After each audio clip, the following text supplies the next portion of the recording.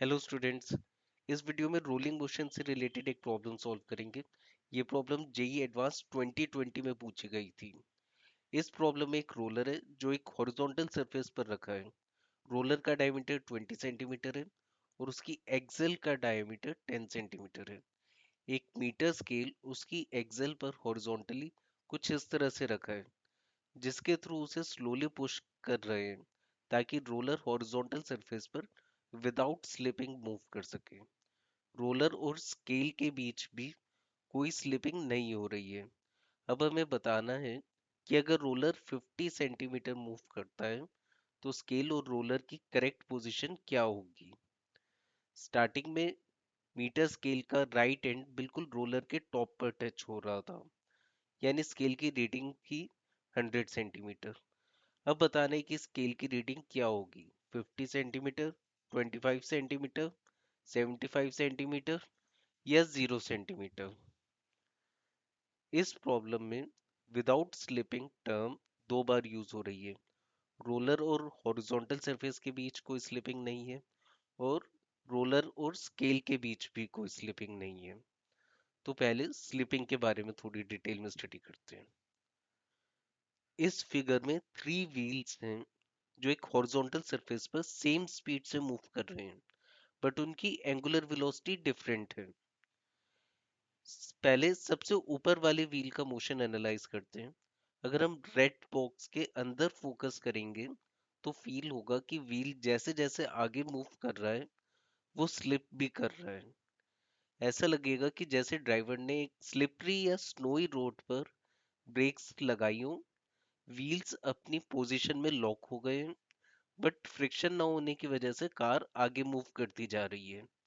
इसे कहते हैं फॉरवर्ड स्लिपिंग। सेकंड केस में भी ऐसा फील होगा कि स्लिपिंग तो हो रही है, बट इस बार कुछ डिफरेंट है। अब ऐसा लगेगा कि ड्राइवर कार को एक्सेलरेट करने की कोशिश कर रहा है, इंजन्स व्हील को रोटेट कर रहे हैं, बट फ्रिक्शन ना होने की वजह से गाड़ी उतना आगे मूव नहीं कर रही जितना करना चाहिए। इस केस को कहते हैं backward slipping. Finally last case में ऐसा लगेगा कि गाड़ी एक नॉर्मल रोड पर चल रही है। यहाँ पर एंगुलर स्पीड और रोटेशनल स्पीड का एक ऐसा परफेक्ट कॉम्बिनेशन है कि स्लिपिंग ना हो। अगर हम तीनों केसेस को कंपेयर करें तो हमें पता है कि व्हील की लीनियर स्पीड सेम है, सिर्फ उनकी एंगुलर वेलोसिटी डिफरेंट है। थर्ड केस में इस एंगुलर वेलोसिटी की वो परफेक्ट वैल्यू है कि स्लिपिंग ना हो। अगर एंगुलर वेलोसिटी इस परफेक्ट वैल्यू से कम होती है, जैसा कि फर्स्ट केस में हो रहा है, तो फॉरवर्ड स्लिपिंग होगी। और अगर एंगुलर वेलोसिटी इस परफेक्ट वैल्यू से ज्यादा होती है, जैसा सेकंड केस में दिख रहा है, तो बैकवर्ड स्लिपिंग होगी। और इस परफेक्ट वैल्यू पर कोई स्लिपिंग नहीं होगी। अब हम लीनियर स्पीड और एंगुलर वेलोसिटी का वो परफेक्ट कॉम्बिनेशन निकालने की कोशिश करेंगे कि स्लिपिंग ना हो। हम किसी भी रोलिंग मोशन को दो पार्ट्स में डिवाइड कर सकते हैं, pure translational motion and pure rotational motion. पहले हम प्योर ट्रांसलेशनल मोशन को समझेंगे। ध्यान रखना कि इधर हमें बेशक रोड मूव होती हुई दिख रही है, बट हमारा फ्रेम ऑफ रेफरेंस ग्राउंड ही है, उसे चेंज नहीं कर रहे। हम सिर्फ व्हील पर फोकस कर रहे हैं। प्योर ट्रांसलेशनल मोशन के केस में ऑब्जेक्ट की ओरिएंटेशन चेंज नहीं होती।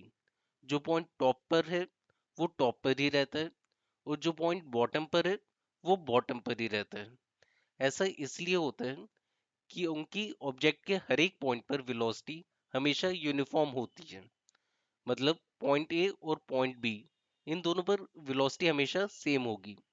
टाइम के साथ वेलोसिटी चेंज हो सकती है, बट किसी भी एक इंस्टेंट पर ऑब्जेक्ट के हर पॉइंट पर वेलोसिटी का मैग्नीट्यूड और डायरेक्शन सेम रहेंगे। और व्हील के बॉटम मोस्ट पॉइंट या पॉइंट ऑफ कांटेक्ट पर फोकस करें तो इस पॉइंट पर भी एक नेट पॉजिटिव वेलोसिटी है, जिसकी वजह से फॉरवर्ड स्लिपिंग हो रही है। अब हम प्योर रोटेशनल मोशन देखेंगे। प्योर रोटेशनल मोशन में ऑब्जेक्ट एक फिक्स्ड एक्सिस पर रोटेट करता है और ऑब्जेक्ट की सिर्फ ओरिएंटेशन ही चेंज होती है। एक पूरी रोटेशन कंप्लीट करने के बाद ऑब्जेक्ट अपने ओरिजिनल पोजीशन और ओरिएंटेशन में वापस आ जाता है। प्योर रोटेशन के केस में ऑब्जेक्ट के हर पॉइंट पर वेलोसिटी डिफरेंट हो सकती है। स्पीड इस पर डिपेंड करती है कि रोटेशन एक्सिस से कितना दूर है, और डायरेक्शन रेडियस वेक्टर के परपेंडिकुलर होती है। तो अगर कोई पॉइंट रोटेशन एक्सिस के पास होगा तो उसकी स्पीड कम होगी, और अगर एक्सिस से दूर होगा तो उसकी स्पीड ज्यादा होगी। जो पॉइंट्स रोटेशन एक्सिस से कोइंसाइड करेंगे उनकी स्पीड जीरो होगी। वेक्टर फॉर्म में, अगर कोई ऑब्जेक्ट ओमेगा एंगुलर वेलोसिटी से रोटेट कर रहा है और किसी पॉइंट का इस एक्सिस से रेडियस वेक्टर आर है, तो उस पॉइंट की वेलोसिटी होगी ओमेगा क्रॉस आर। और अगर सिर्फ मैग्नीट्यूड निकालना है तो वो होगा v equal to omega r. एक बात और, इस केस में पॉइंट ऑफ कांटेक्ट पर वेलोसिटी नेगेटिव है, तो इधर बैकवर्ड स्लिपिंग होगी। अब हम प्योर रोटेशन और प्योर ट्रांसलेशन के कॉम्बिनेशन को देखेंगे। इस केस में हमें किसी भी पॉइंट पर वेलोसिटी निकालने के लिए रोटेशनल वेलोसिटी और ट्रांसलेशनल वेलोसिटी का वेक्टर एडिशन करना होगा। यहाँ हम रोटेशनल वेलोसिटी को रेड एरो से और ट्रांसलेशनल वेलोसिटी को ग्रीन एरो से रिप्रेजेंट करेंगे। Blue arrow net velocity represent करेगा, जो कि इन दोनों का वेक्टर सम है। सेंटर पॉइंट, जो कि एक्सिस ऑफ रोटेशन पर लाई करता है, उसकी रोटेशनल वेलोसिटी जीरो होगी, और नेट वेलोसिटी ट्रांसलेशनल वेलोसिटी के इक्वल होगी। टॉप मोस्ट पॉइंट पर ट्रांसलेशनल वेलोसिटी और रोटेशनल वेलोसिटी दोनों सेम डायरेक्शन में हैं, तो दोनों ऐड होंगे। बॉटम मोस्ट पॉइंट पर दोनों ऑपोजिट डायरेक्शन में, इसलिए एक दूसरे को कैंसिल करेंगे। अगर यहाँ रोटेशनल वेलोसिटी ट्रांसलेशनल वेलोसिटी से ज्यादा होगी तो नेट वेलोसिटी बैकवर्ड होगी, और इधर बैकवर्ड स्लिपिंग होगी। अगर ट्रांसलेशनल वेलोसिटी रोटेशनल वेलोसिटी से ज्यादा हुई तो फॉरवर्ड स्लिपिंग हो जाएगी, क्योंकि फिर नेट वेलोसिटी आगे हो जाएगी। और अगर ये दोनों कंपोनेंट्स बराबर हुए, जैसा कि इधर दिख रहा है, तो इधर कोई स्लिपिंग नहीं होगी, क्योंकि इधर पॉइंट ऑफ कांटेक्ट पर नेट स्पीड जीरो है, जो कि ग्राउंड की स्पीड के इक्वल है।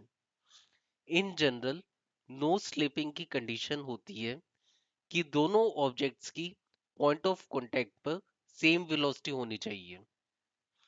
अब अपनी प्रॉब्लम पर वापस आते हैं। स्क्रीन पर सॉल्यूशन के लिए थोड़ी स्पेस बनाते हैं पहले। अब अज्यूम करते हैं कि रोलर की वेलोसिटी ओमेगा है। सबसे पहले हम रोलर के सेंटर पर स्पीड कैलकुलेट करेंगे। हमें पता है कि रोलिंग ऑब्जेक्ट के किसी भी पॉइंट पर वेलोसिटी रोटेशनल वेलोसिटी और ट्रांसलेशनल वेलोसिटी का कॉम्बिनेशन होती है, और रोटेशनल वेलोसिटी को ओमेगा क्रॉस आर से कैलकुलेट कर सकते हैं। रोलर के सेंटर के लिए रेडियस जीरो होगी, तो ये कंपोनेंट भी जीरो हो जाएगा। स्केलर टर्म्स में रोलर के सेंटर की स्पीड हो जाएगी इक्वल टू ट्रांसलेशनल स्पीड। अब रोलर के बॉटम मोस्ट पॉइंट पर स्पीड कैलकुलेट करेंगे। यहाँ भी नेट वेलोसिटी रोटेशनल वेलोसिटी और ट्रांसलेशनल वेलोसिटी का कॉम्बिनेशन होगी, और क्योंकि रोलर विदाउट स्लिपिंग मूव कर रहा है, तो इस पॉइंट पर नेट वेलोसिटी जीरो होनी चाहिए। रोलर का रेडियस 10 सेंटीमीटर है, और हमें पता है कि स्पीड बैकवर्ड डायरेक्शन में होगी, तो हम नेगेटिव साइन यूज करेंगे। तो स्केलर टर्म्स में हो जाएगा zero equal to omega into -10 plus translational speed, जिससे ट्रांसलेशनल स्पीड हो जाएगी 10 ओमेगा। इस वैल्यू को इधर रखेंगे तो रोलर के सेंटर की स्पीड भी हो जाएगी 10 ओमेगा।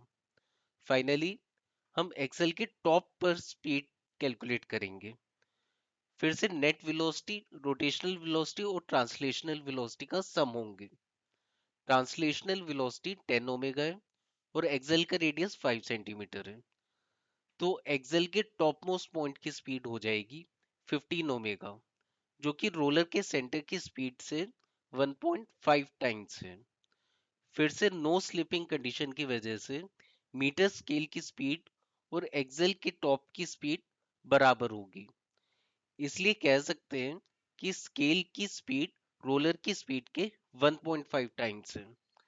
मतलब अगर रोलर 50 सेंटीमीटर मूव करेगा तो स्केल उसका 1.5 टाइम्स यानी 75 सेंटीमीटर मूव करेगा और रोलर के रिलेटिव में 25 सेंटीमीटर ही आगे बढ़ेगा। तो करेक्ट ऑप्शन हो जाएगी ऑप्शन बी। अब इस प्रॉब्लम को थोड़ा सा मॉडिफाई करते हैं। इस बार स्केल के सेंटर को एक्सेल के बॉटम से टच कराकर पुश कर रहे हैं। अब अगर रोलर 50 सेंटीमीटर से मूव करता है तो रोलर और स्केल की रिलेटिव पोजीशन क्या होगी? ये आप अपने आप ट्राई करिए और अपने आंसर्स, अप्रोच या डाउट्स को कमेंट सेक्शन में पोस्ट कीजिए। Thank you.